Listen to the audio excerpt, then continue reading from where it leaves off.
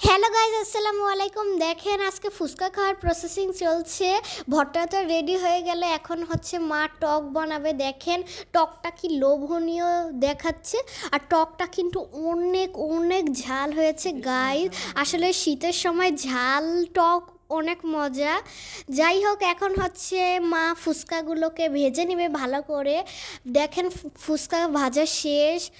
আসলে আমরা একদিন বাইরে ফুচকা খেতে গেছিলাম, তখন ফুচকাওয়ালা আমাকে দিয়ে দিতে বললাম বাসায়।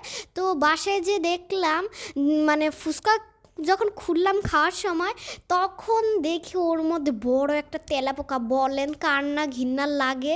সেই দিনের পর থেকে গাইজ আর বাইরের ফুচকা খাই না। একটু কষ্ট হলো, ঘরে বানিয়ে খাওয়াই ভালো। আপনারা পারলেও ঘরে বানাই খাবেন। আমি এখন ফুচকা খেতে থাকি। সো আজকের ভিডিওটা এই পর্যন্তই। So tata, bye bye.